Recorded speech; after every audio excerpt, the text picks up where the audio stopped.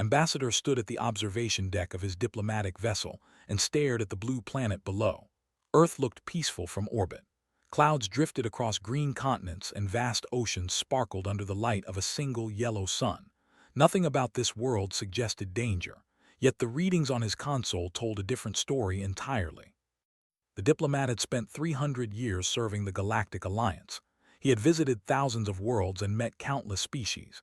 He thought he understood the patterns of civilization. Peaceful species built peaceful worlds. Violent species destroyed themselves before reaching the stars. The universe was simple that way. But humans did not fit the pattern. His console showed massive electromagnetic signatures covering the entire planet. Billions of life forms were mobilized across every continent. Emotional readings spiked off the charts with aggression, excitement, and tribal loyalty. Military vessels patrolled the oceans. Aircraft filled the skies. Ground vehicles moved in organized formations through every major city. Turned to his fellow delegates. The evaluation team consisted of 5 representatives from the most advanced species in the Alliance. They had come to assess whether humanity was ready for galactic integration. Now they all stared at the same readings with growing concern. The representative spoke through his translation device. His species existed as a hive mind, and individual thought was foreign to him. He could not understand why humans would organize into competing factions rather than working as one unified whole. The crystalline observer from the faceted dominion said nothing. Her kind communicated through light patterns, and the colors shifting across her surface suggested deep calculation. She was processing data faster than any organic mind could manage. The ambassador from the chitin worlds clicked his mandibles nervously. His species had eliminated competition through genetic modification millions of years ago. The concept of voluntary conflict disturbed him on a biological level.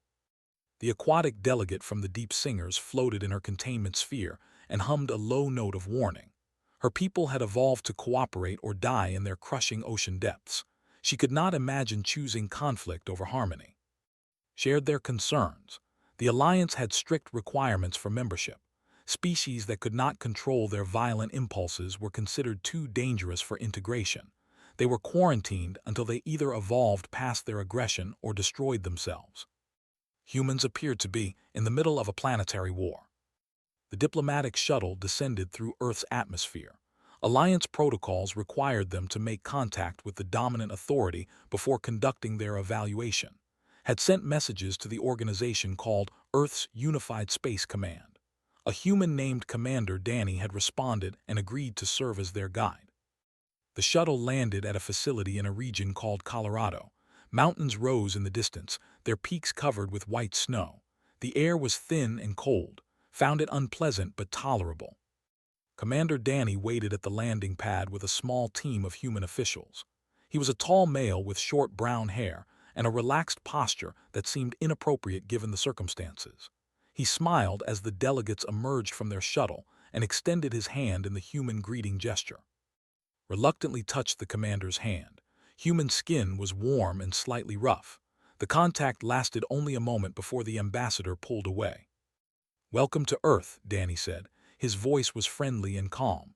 "We're honored to host the Alliance delegation. I hope your journey was comfortable." Did not waste time with pleasantries. "Commander, we must address the situation immediately. Our sensors have detected what appears to be planetary-scale warfare. Billions of your people are mobilized in aggressive formations. We are concerned that we have arrived during a global conflict." Danny's expression shifted to confusion. He looked at his colleagues, then back at the alien ambassador. "I'm sorry, but I think there might be some misunderstanding. We're not at war."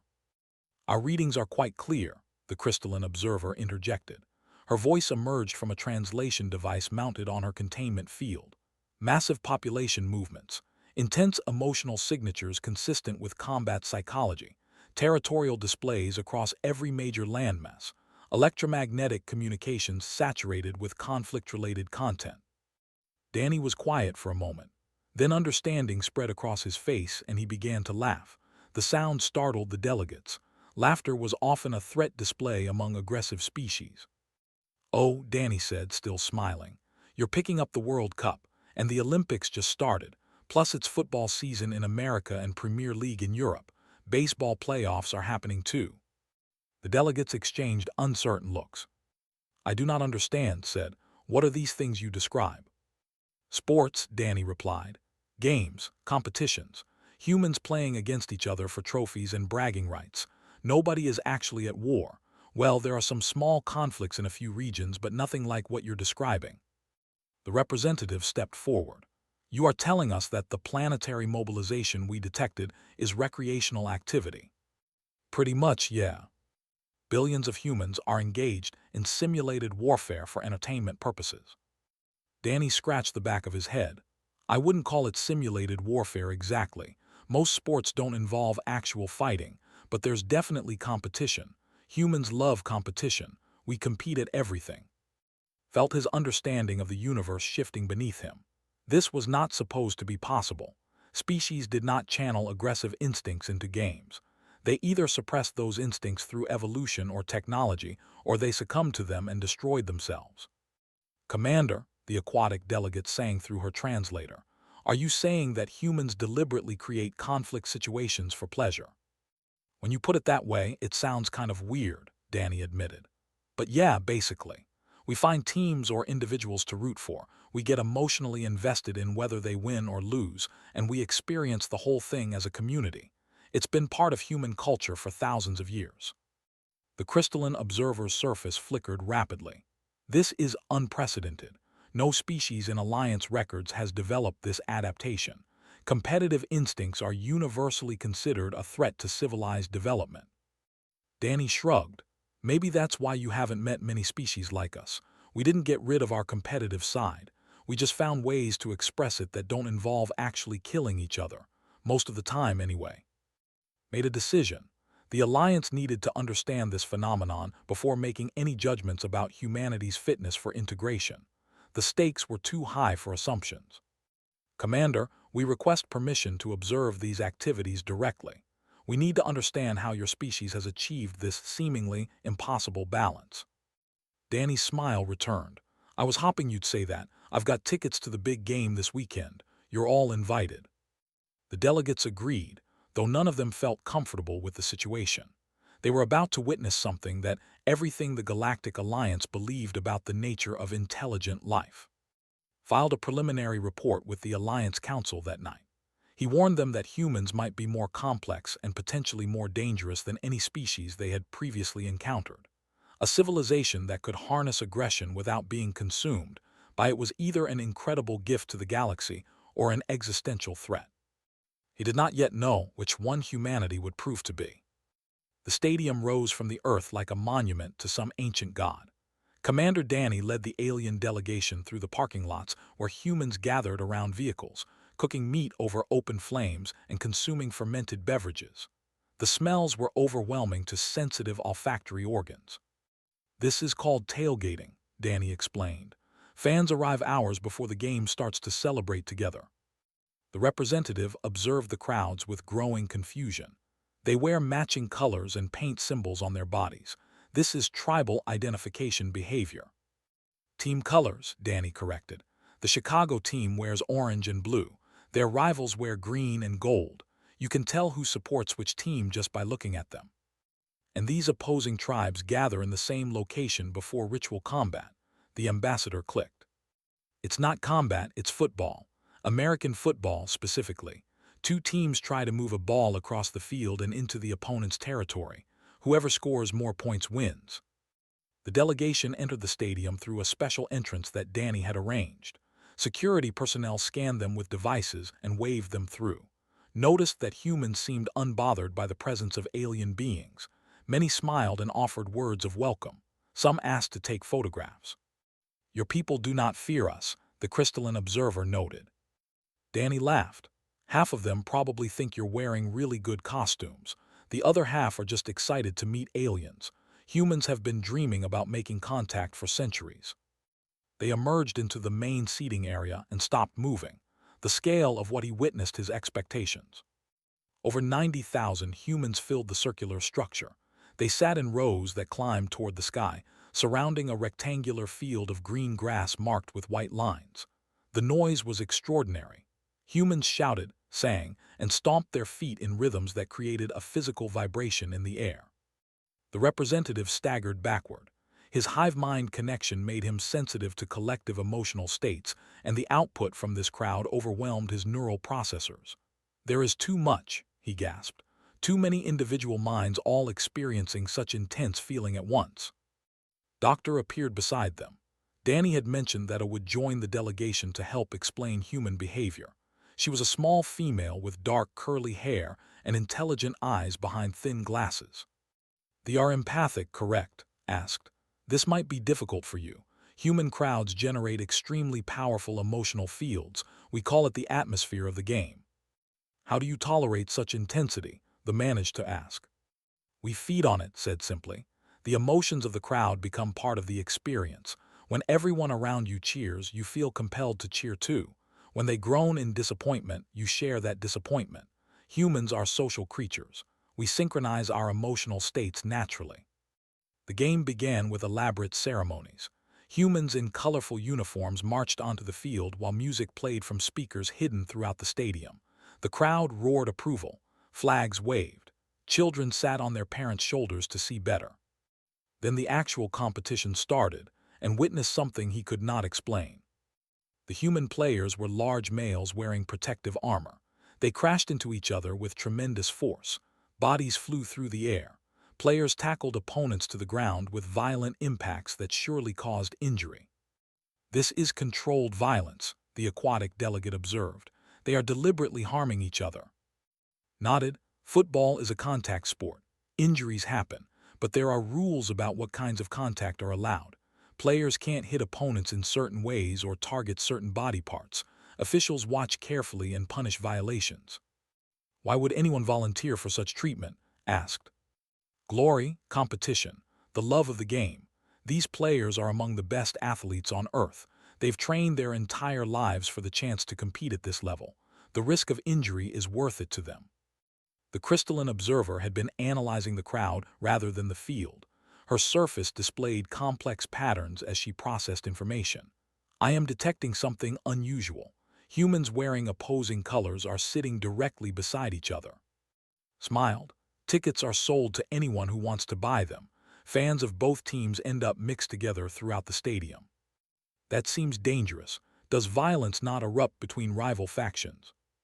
"Sometimes there are fights, but they're rare and heavily discouraged. Most fans understand that supporting different teams doesn't make someone an enemy. It's just a game."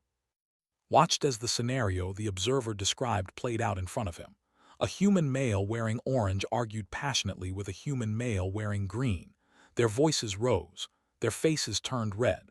Their body language suggested imminent physical confrontation. Then one team scored points. The orange-wearing human leaped to his feet and cheered wildly. The green-wearing human slumped in his seat and covered his face with his hands. For a moment, the orange human gloated over his rival.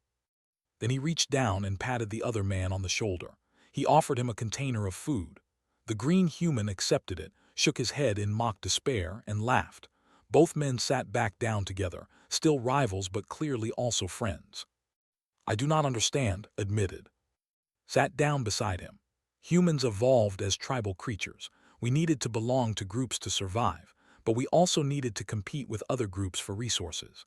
Those two drives created a tension in our psychology. We want to beat our rivals, but we also recognize that our rivals are people just like us."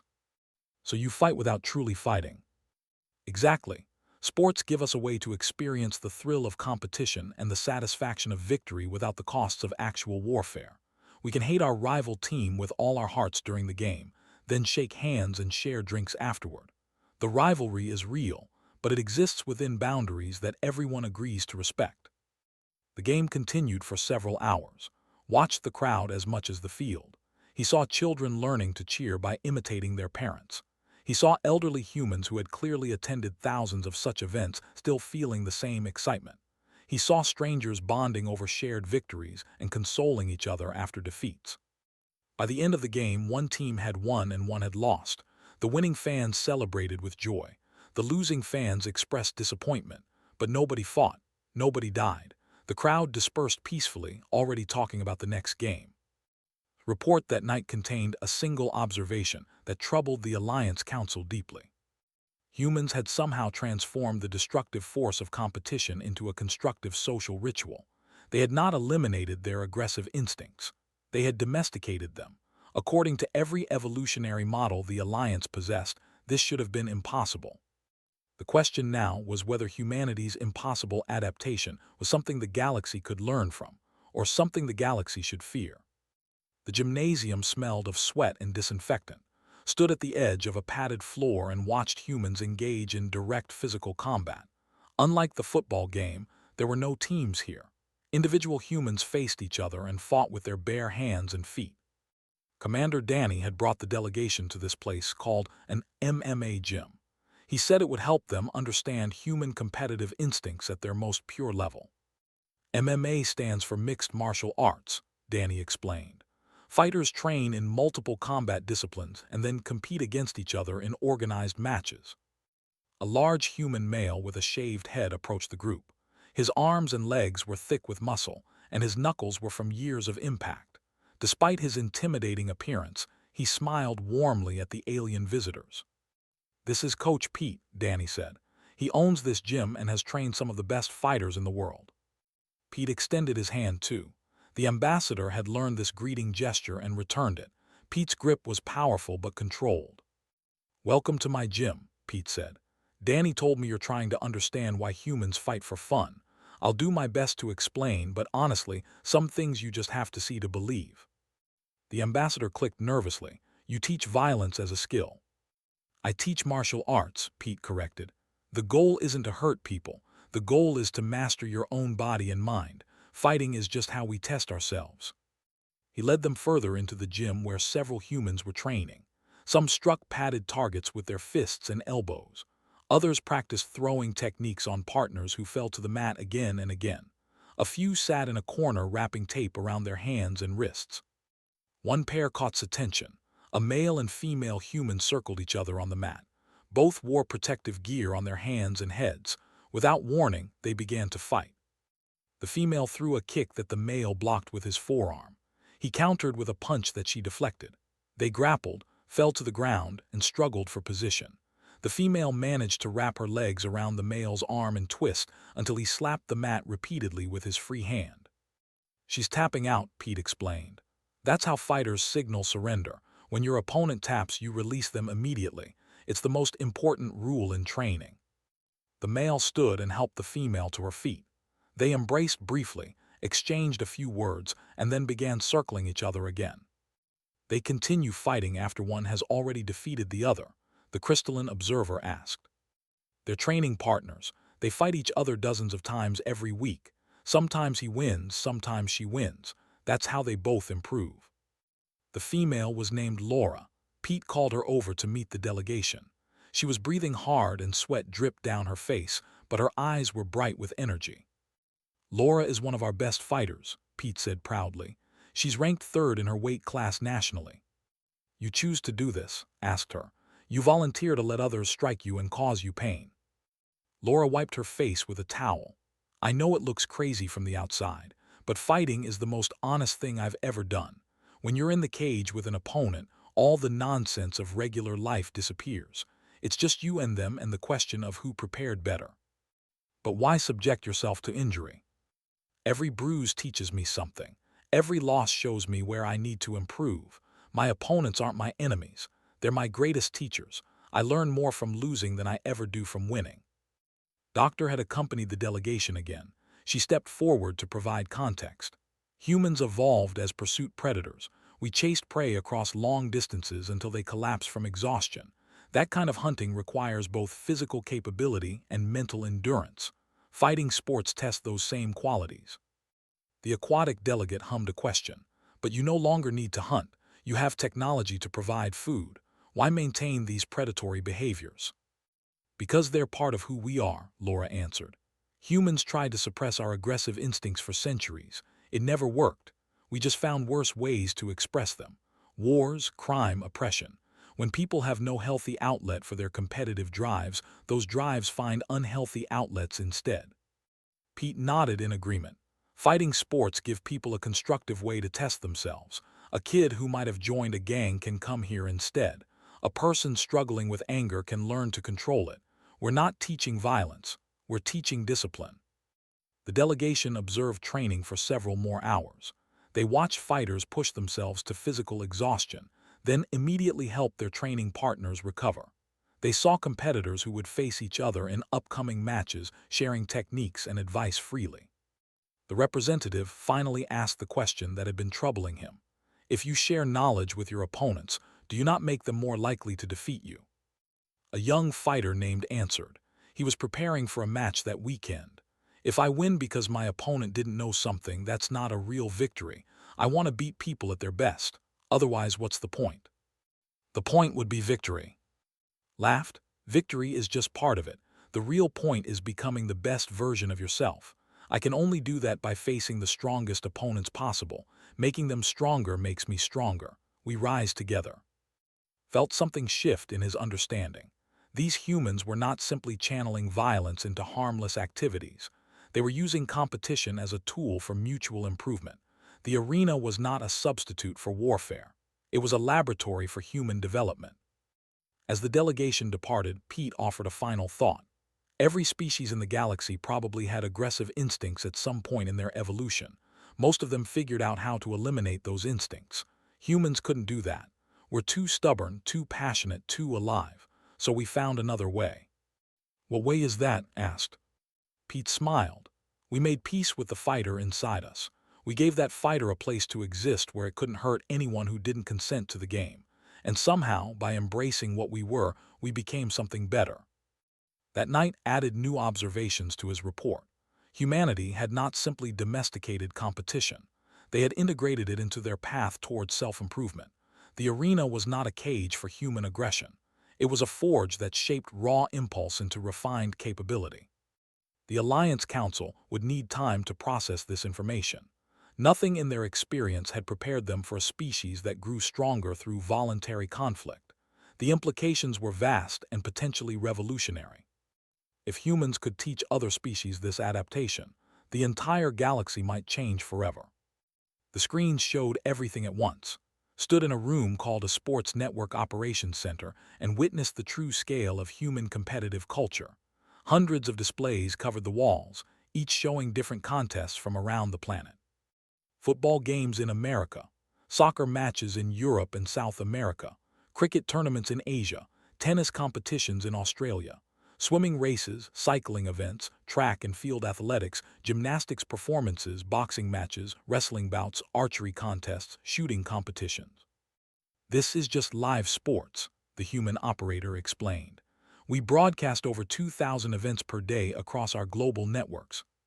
The crystalline observer's surface flickered rapidly as she processed the data streams. The electromagnetic bandwidth dedicated to sports broadcasting exceeds that used for governmental communications by a factor of 17. Commander Danny nodded. Sports are important to us, really important. Humans have been competing since before we had written language. Cave paintings show our ancestors racing and wrestling tens of thousands of years ago. Doctor pulled up additional information on a display. But physical sports are only part of the picture. Humans also compete in intellectual games like chess and strategy simulations. We have competitive video gaming that draws larger audiences than many traditional sports.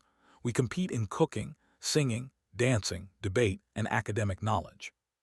You have transformed every activity into a contest, the ambassador observed. Pretty much. If something can be measured or judged, humans will find a way to compete at it. We can't help ourselves. Walked along the wall of screens and stopped at one showing young humans kicking a ball on a grass field. The players were small, perhaps 7 or 8 years of age by human standards. Adults stood on the sidelines shouting encouragement. Children, he said, you begin training them for competition at this age. Earlier, actually, Danny replied.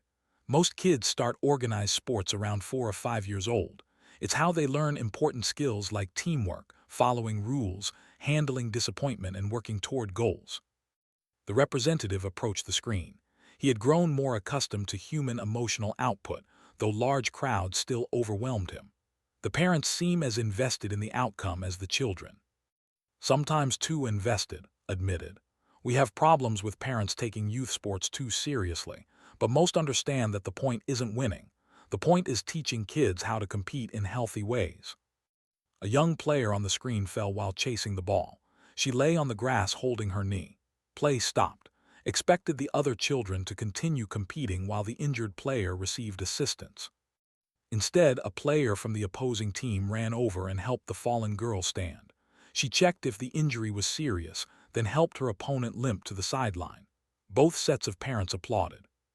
"What is happening?" asked. "Sportsmanship," Danny said. "It's one of the most important values we teach through competition.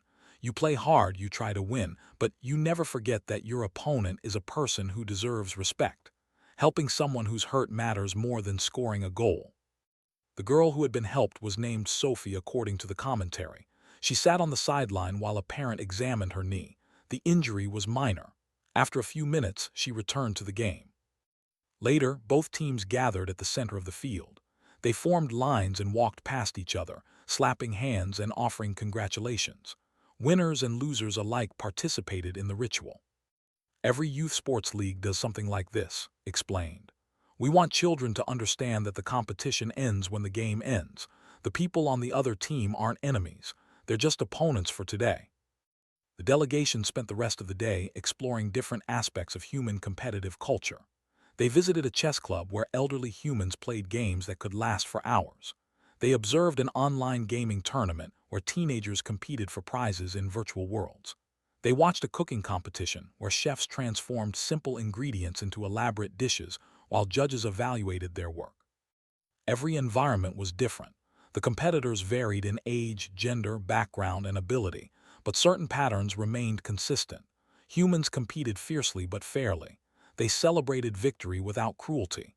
They accepted defeat without destruction. They returned to compete again regardless of previous outcomes. The aquatic delegate finally offered an observation that captured what they had witnessed. "You have created an entire civilization built on ritualized conflict. Every human participates in competitions throughout their entire life, yet you have not destroyed yourselves." "Not yet," Danny said with a slight smile, "though we've come close a few times." Pulled up historical data on her display. Wars between human nations have actually decreased as global sports culture expanded. In the early 20th century, we had two massive conflicts that killed tens of millions of people. Since then, we've had smaller conflicts but nothing approaching that scale. "You believe sports reduced warfare?" the crystalline observer asked. "We think it helped. Humans still had aggressive impulses, but we found more outlets for them. International sports created connections between countries that used to be enemies. People who compete together develop respect for each other, even if they don't like each other." Considered this information carefully. The Alliance had always believed that competitive instincts were purely destructive. Every advanced civilization they knew had eliminated such instincts through genetic modification, psychological conditioning, or technological intervention. But humans had found another path. They had kept their competitive nature intact and built structures to contain it. The arena replaced the battlefield. The trophy replaced the conquest. The rival replaced the enemy. It was an unstable solution. Humans still fought real wars and committed real violence. Their system was imperfect, but it worked well enough that humanity had survived to reach the stars. And perhaps more importantly, it allowed humans to maintain qualities that other species had lost. Passion, drive, the hunger to improve, the will to fight for something meaningful. Wondered what the galaxy had sacrificed when it eliminated competition. Had peaceful species also eliminated the fire that drove innovation and achievement? Were the Alliance's many stable but stagnant civilizations the inevitable result of removing the engine of competition? These questions troubled him as he prepared his next report. The Alliance Council needed to understand that humanity represented something unprecedented. They were not simply an aggressive species that had learned restraint. They were living proof that competition and civilization could coexist. The implications extended far beyond Earth. If humans could teach other species their methods, the entire galactic order might transform. Conflicts that had festered might find new resolution. Species that had grown complacent might rediscover ambition. The human arena might become a model for the galaxy itself. The Alliance Council chamber fell silent as finished presenting his findings. Representatives from over 300 member species filled the vast circular room, their attention focused on the ambassador and his unprecedented report. In conclusion, said, humans have developed an adaptation that our evolutionary models considered impossible. They have channeled competitive aggression into constructive social rituals without eliminating the underlying instincts. I recommend further study before making any decisions about integration. The council chairman, an ancient being of pure energy known as the Eternal, pulsed with consideration. Ambassador, you are suggesting that humanity's violent tendencies are actually beneficial. I am suggesting they are controlled. Whether that control can be trusted remains to be determined. Arguments erupted across the chamber. Some species viewed humanity as a potential threat that should be quarantined. Others saw opportunity in the human adaptation. A few demanded immediate alliance, while several called for preemptive containment. The debate continued for 3 standard days without resolution. The Crystalline Observer presented detailed analyses showing that human society was remarkably stable despite its embrace of competition.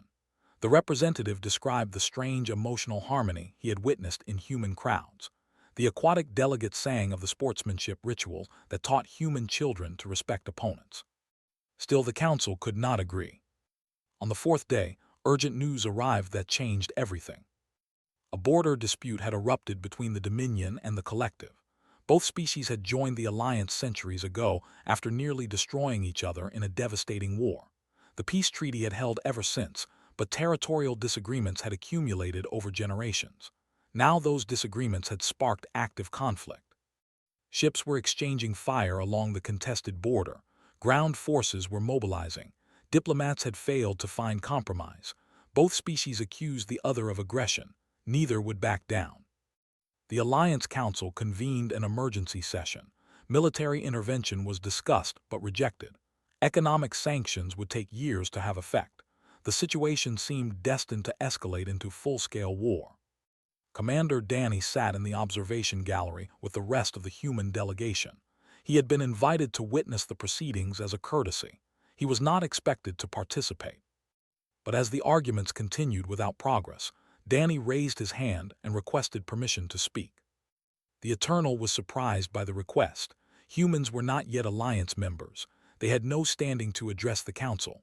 However, the chairman was curious what the newcomers might offer. "You may speak, Commander." Danny stood and walked to the central platform. He looked small, surrounded by ancient beings who had shaped galactic civilization for millions of years. Yet he spoke with calm confidence. "I've been listening to this debate, and I think I understand the problem. Both species feel that their honor and their security are threatened. Neither can back down without appearing weak. The only options you're discussing are either doing nothing and hoping the conflict resolves itself, or using force to impose a solution." "Those are the options available to us," the chairman confirmed. "No, they're not. There's another option, one that humans have used to resolve exactly this kind of situation for thousands of years." Danny took a breath before continuing. "Let them compete, not in war but in organized contests with rules and boundaries. Set up a series of athletic competitions where representatives from both species can face each other. Let them satisfy their aggressive impulses through sport instead of violence. Use the arena instead of the battlefield." Laughter rippled through some sections of the chamber. The idea seemed absurd to species that had evolved past such primitive drives, but others listened with interest. "You are proposing that 2 civilizations on the brink of war should play games?" a skeptical delegate asked. "I'm proposing that they compete in a structured environment where they can prove their strength without destroying each other. Humans have done this countless times. Nations that were ready to fight wars have settled their disputes through Olympic competition instead. Rivals who hated each other became friends through shared athletic experiences." "Your species is different," another delegate argued. "You evolved with these instincts, and eliminated such drives long ago." "Did you?" Danny asked. "If they truly had no competitive instincts left, why are they fighting over territory? Why does either side care about appearing weak? Those are competitive concerns. You didn't eliminate the instincts. You just lost the tools to manage them."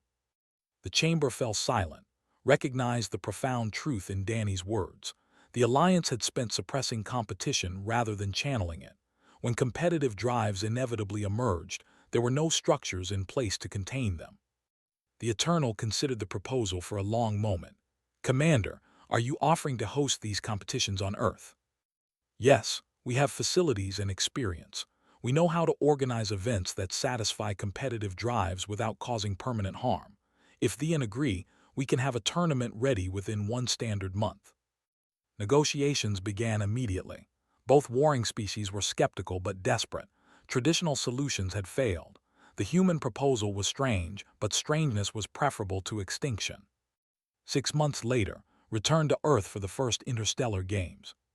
The stadium was the same one he had visited during his initial evaluation, but it had been modified to accommodate non-human competitors. The team entered from one side, their scaled bodies painted in traditional warrior colors. They emerged from the opposite entrance, their crystalline shells reflecting the artificial sunlight.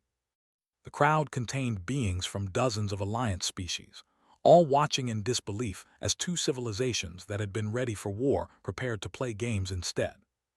The competitions were designed specifically for this situation, events that tested strength, speed, endurance, strategy, and teamwork, and athletes faced each other in contests that neither species had experienced before. The first events were tense. Ancient hatred ran deep, but as the days progressed, something changed.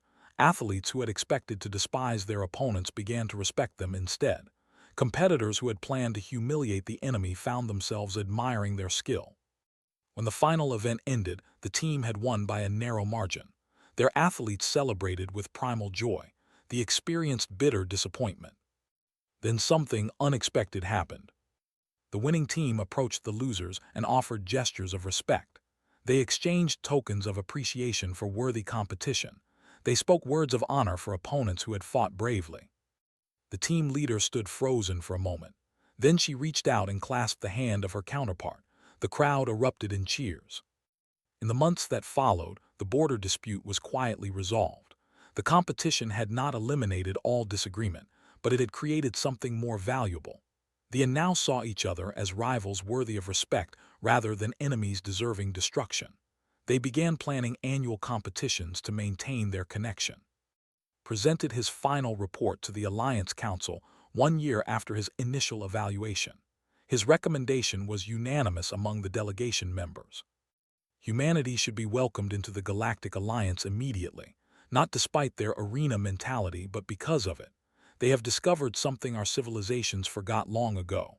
Competition and cooperation are not opposites. They are partners in building peace. The Council voted to accept humanity as a full member. The vote was nearly unanimous. In the centuries that followed, the interstellar games expanded to include dozens of species. Conflicts that might have become wars were resolved through competition instead. The human philosophy of honorable rivalry spread throughout the galaxy.